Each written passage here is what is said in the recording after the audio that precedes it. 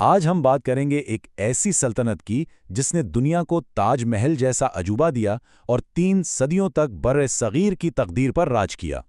تاج محل کو تو سبھی جانتے ہیں، لیکن سوال یہ ہے کہ اسے بنانے والے کون تھے؟ یہ کہانی اس شاہکار سے کہیں زیادہ بڑی اور دلچسپ ہے۔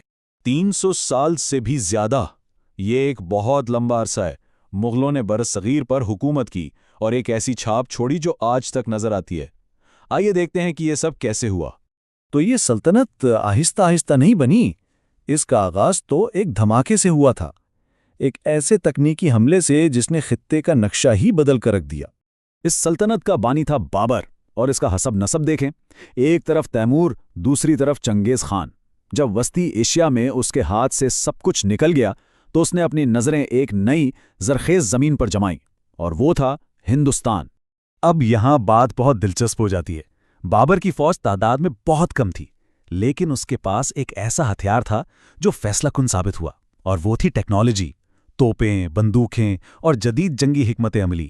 اس کے سامنے ہاتھیوں اور روایتی طریقوں پر بھروسہ کرنے والی لاکھوں کی فوج ٹک نہیں سکی، اور بس اسی ایک جنگ نے مغلوں کو ایک بارودی سلطنت یعنی گن پاؤڈر ایمپائر کے طور پر قائم کر دیا۔ تو ٹھیک ہے، سلطنت کی بنیاد تو رکھ دی گئی، لیکن کسی علاقے کو فتح کرنا ایک بات ہے اور اس پر ایک مستحکم لمبے عرصے تک چلنے والی حکومت قائم کرنا وہ بالکل دوسری کہانی ہے۔ دیکھتے ہیں یہ کام کیسے ہوا۔ دیکھیں، جنگ جیتنا اور بنیاد رکھنا بابر کا کمال تھا، لیکن اس سلطنت کو اصل میں تعمیر کرنے والا، اس کا حقیقی معمار، اس کا پوتا اکبر تھا۔ اکبر نے ہی وہ انتظامی اور معاشی ڈھانچہ بنایا جس پر یہ سلطنت صدیوں تک کھڑی رہی۔ اور اس دولت کا انجن کیا تھا؟ یہ نظام جسے ضبط کہتے تھے۔ سیدھے الفاظ میں یہ ایک ٹیکس سسٹم تھا، جہاں کسانوں کو اپنی پیداوار کا ایک بڑا حصہ نقد میں دینا پڑتا تھا۔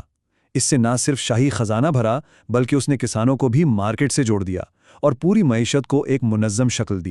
اکبر نے جو استحکام پیدا کیا، اس نے ایک ایسے دور کا آغاز کیا جو بے مثال خوشحالی اور ثقافتی عروج کا دور تھا، یعنی مغل سلطنت کا سنہری دور۔ اور اس خوشحالی کا اندازہ اس ایک عدد سے لگائیں، 25%۔ 18ویں صدی تک دنیا کی کل صنعتی پیداوار کا 1/4 حصہ صرف مغل ہندوستان میں ہو رہا تھا۔ یہ سلطنت خاص طور پر ٹیکسٹائل یعنی کپڑے کی صنعت میں پوری دنیا کا مینوفیکچرنگ پاور ہاؤس تھی۔ اس دور کے شہروں کو دیکھیں، ڈھاکہ، آگرہ، دلی، ان کی آبادیاں لاکھوں میں تھیں، اس وقت کے کئی بڑے یورپی شہروں سے کہیں زیادہ۔ اور جب اتنی دولت ہو تو اس کا اثر فن اور تعمیرات پر بھی نظر آتا ہے۔ شاہ جہاں کے دور میں تو یہ اپنے عروج پر پہنچ گیا۔ تاج محل، آگرہ کا قلعہ، لال قلعہ، یہ سب اسی دور کی یادگاریں ہیں جو آج بھی ہندوستان کی پہچان ہیں۔ لیکن اکثر سنہرے ادوار کی کہانیوں کی طرح اس میں بھی اس کے اپنے زوال کے بیچ چھپے ہوئے تھے، اور اس کہانی کا مرکز تھا سلطنت کا آخری عظیم اور شاید سب سے متنازع شہنشاہ۔ یہاں ایک بڑا تضاد نظر آتا ہے۔ اورنگزیب کے دور میں سلطنت اپنی جغرافیائی حدود کے عروج پر پہنچی، مطلب سب سے بڑی ہو گئی، لیکن اسی کی پالیسیوں نے اس کی بنیادوں کو کمزور کرنا شروع کر دیا۔ یہاں اکبر اور اورنگزیب کا فرق بالکل صاف نظر آتا ہے۔ ایک طرف اکبر کی مذہبی رواداری اور ثقافتوں کو ملانے کی پالیسیاں، دوسری طرف اورنگزیب کا مذہبی جھکاؤ، غیر مسلموں پر جزیہ ٹیکس کا دوبارہ نفاذ۔ یہ نظریاتی تبدیلی بہت بڑی تھی۔ دکن کی لمبی اور مہنگی جنگوں نے شاہی خزانے کو خالی کر دیا، اور اس کی مذہبی پالیسیوں کی وجہ سے آبادی کا ایک بڑا حصہ سلطنت سے بدزن ہو گیا۔ اورنگزیب کی موت کے بعد جو ہوا وہ حیران کن ہے۔ ایک اتنی بڑی، مضبوط اور مرکزی ریاست حیرت انگیز تیزی سے بکھرنے لگی۔ پہلے تو جانشینی کی جنگیں شروع ہو گئیں۔ ایک وقت تو ایسا آیا کہ ایک ہی سال میں 4 بادشاہ تخت پر بیٹھے۔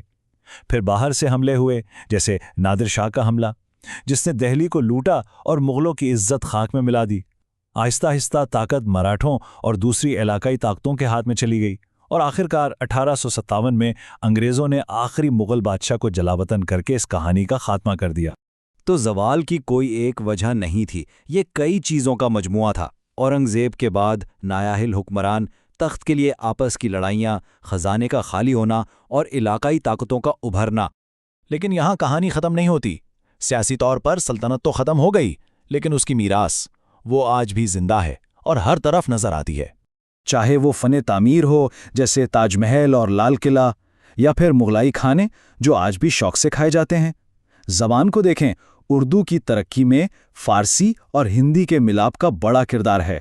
مصوری ہو یا انتظامی ڈھانچہ، مغلوں کا اثر بہت گہرا اور پائیدار ہے۔ تو مغل سلطنت تو اب نہیں رہی، لیکن جنوبی ایشیا میں اس کا اثر آج بھی ہر جگہ محسوس کیا جا سکتا ہے۔ یہ کہانی جس میں مختلف ثقافتیں آپس میں ملتی ہیں اور پھر ایک عظیم سلطنت ڈرامائی طور پر زوال پذیر ہو جاتی ہے، ہمیں آج کی بڑی طاقتوں کے بارے میں کیا سکھاتی ہے؟ یہ ایک سوچنے والی بات ہے۔